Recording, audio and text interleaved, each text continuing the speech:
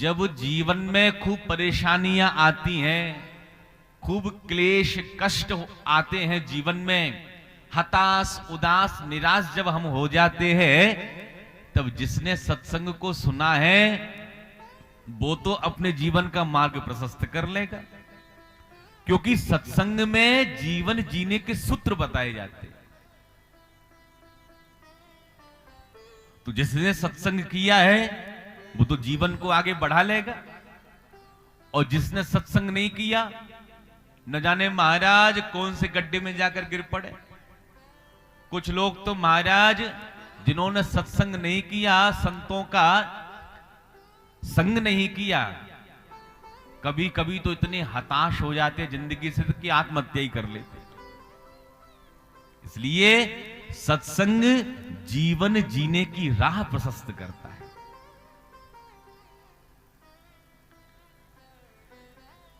श्री गोकर्ण जी महाराज ने जब पिताजी को रोते हुए देखा तो पिताजी से कहते हैं, पिताजी न चेन्द्रस्य सुखम किंचित न सुखम चक्रवर्तिनः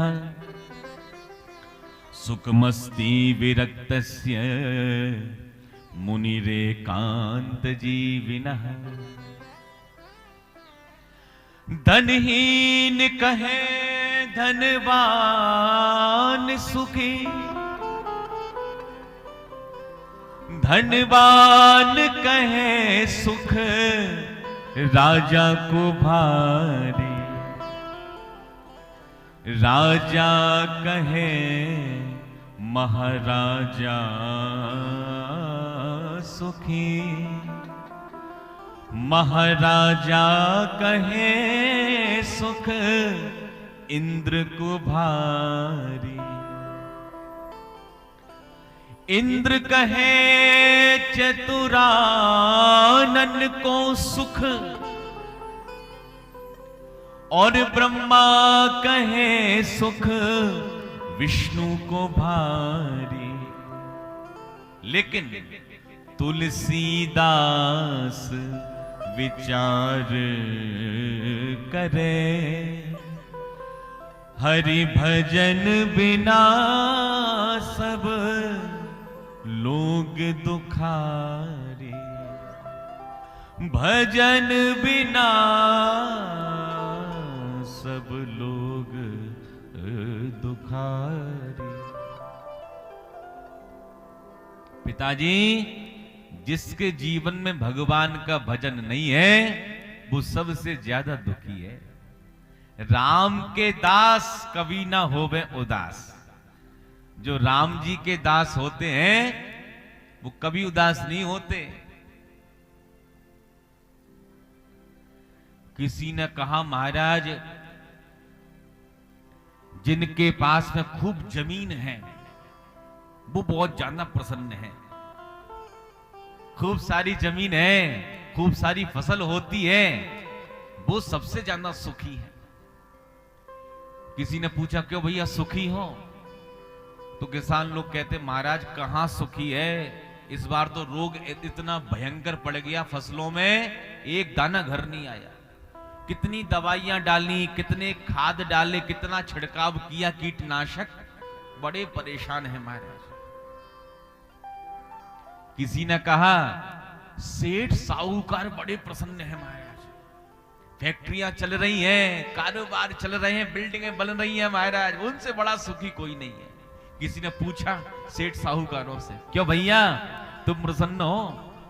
सेठ साहूकार कहते, महाराज कहां प्रसन्न है, इतने सारे टैक्स सरकार ने बढ़ा दिए कि भरते भरते परेशान हो गए। अरे महाराज खर्चा ज्यादा हो गया, पहले का समय था थोड़ा मुनाफा कमा लेते थे, अब तो महाराज इतने खर्चे बढ़ गए हैं, बिल्कुल भी मुनाफा नहीं हो पा रहा है, थोड़ी सी बस सेविंग हो पा रही है, बस कारोबार चल रहा है जैसे कि तैसे बस। किसी ने कहा, नेता लोग बड़े प्रसन्न हैं भैया, 2-3 साल थोड़ी सी मेहनत कर ली, चुनाव जीते, कुर्सी मिली, 5 साल तक ठाठ से महाराज समय निकला। किसी ने नेताओं से कहा, क्यों भैया तुम प्रसन्न हो? नेता लोग कहते, महाराज क्या बताएं, कुर्सी तो मिल गई, एक छोटा सा घोटाला कर दिया था महाराज, इंक्वायरी बैठ गई ऊपर। न जाने कैसे बच पाएंगे। अगर महाराज कहीं इंक्वायरी में हमारा नाम आ गया तो तिहाड़ की हवा खाना पड़ जाएगी। बड़ा डर लग रहा है महाराज, क्या करें बताओ। किसी से जाकर आप पूछो, क्यों भैया प्रसन्न हो, सब मना कर देंगे, ना प्रसन्न नहीं है। कोई व्यक्ति कितना भी सुंदर हो, लेकिन उसको लगता है कि मैं कम सुंदर हूं।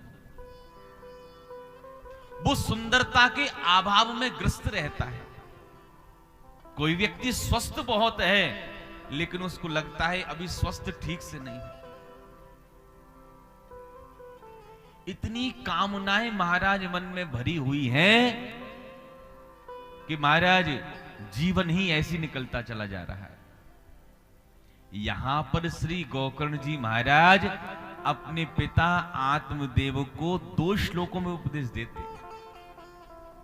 इसको कहते गोकर्ण गीता।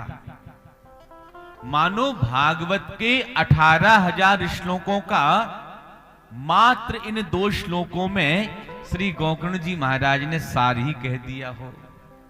श्री गोकर्ण जी कहते, पिताजी देहेस्तिमान सरुधरे भीमतिम त्यजत्वम जाया सुता दिसु सदा ममतां विमुंच पश्यानिशं जगदिदं क्षणभंग निष्ठं वैराग्य राग रस को भव भक्ति निष्ठः धर्मं भजस्व सततं त्यज लोक धर्मान